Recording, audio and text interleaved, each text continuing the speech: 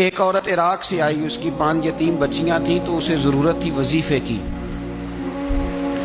اس نے آ کے پوچھا حضرت عمر بن عبدالعزیز کا گھر کہاں؟ تو لوگوں نے فرمایا وہ سامنے جو ٹاٹ اور بوریے کا پردہ لٹک رہا ہے وہ عمر بن عبدالعزیز کا گھر ہے۔ دروازے پہ دستک دی تو ایک عورت اندر برتن دھو رہی تھی۔ پوچھا السلام علیکم، امیر المومنین سے ملنا ہے۔ وہ کہنے لگی اس درخت کی چھاؤں میں بیٹھ جاؤ، ابھی تشریف لاتے ہیں۔ تھوڑی دیر گزری تو حضرت عمر بن عبدالعزیز آئے تو کنویں سے پانی نکال کے نا، سین میں کنواں تھا تو جو جگہ میں مٹی اڑ رہی تھی نا، گرد اڑ رہی تھی، ہوتا ہے نا عصر کے بعد لوگ پانی پھینکتے ہیں، وہاں پانی پھینکنے لگے، چھڑکاؤ کرنے لگے۔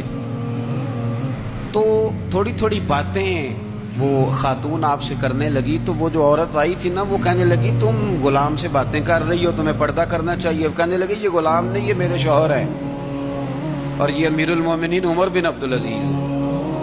کہنے لگی یہ عمر بن عبدالعزیز ہے؟ کہا ہاں یہ عمر بن عبدالعزیز ہے۔ تو وہ خاتون حاضر ہوئی، کھجوریں اس کو دی گئی کھانے کے لیے۔ اس نے کہا حضور میری 5 یتیم بیٹیاں ہیں، مجھے وظیفہ چاہیے۔ جناب عمر بن عبدالعزیز نے ایک بیٹی کا نام پوچھا، ولدیت پوچھی، وظیفہ لکھا۔ عورت کہنے لگی اللہ تیرا شکر ہے میری بچی کا وظیفہ لگ گیا۔ دوسری کا نام پوچھا، ولدیت پوچھی، عمر پوچھی، وظیفہ لگایا۔ اللہ تیرا شکر ہے میری یتیم بچی کا وظیفہ۔ 4 بچیوں کے وظیفے عمر لکھتے رہے، خاتون اللہ کی حمد کرتی رہی۔ 5ویں کا لکھنے لگے تو کہنے لگی میں نے زمانہ بڑا دیکھا ہے پر عمر بن عبدالعزیز تیری طرح کا بندہ نہیں دیکھا۔ آپ فرمانے لگے اب میں 5ویں کا وظیفہ نہیں لکھتا، 4 کا وظیفہ جا کے گورنر سے منظور کرا لے اور 4 کو کہنا تھوڑا تھوڑا 5ویں کو بھی دے دے۔ حضور کیوں نہیں لکھتے؟ فرمایا جب تک تو حمد کے لائق رب کی حمد کر رہی تھی میں وظیفے لکھ رہا تھا، اب تو نے میری تعریفیں شروع کر دی۔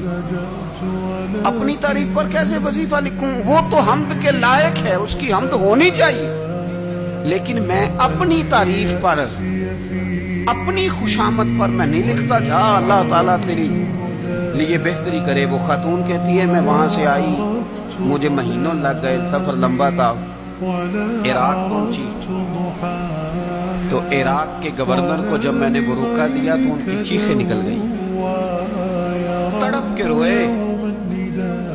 میں نے کہا کیا ہوا؟ کہنے لگی بی بی جس نیک آدمی نے تجھے یہ لکھ کے دیا تھا نا، چند دن ہوئے ان کا انتقال ہو گیا۔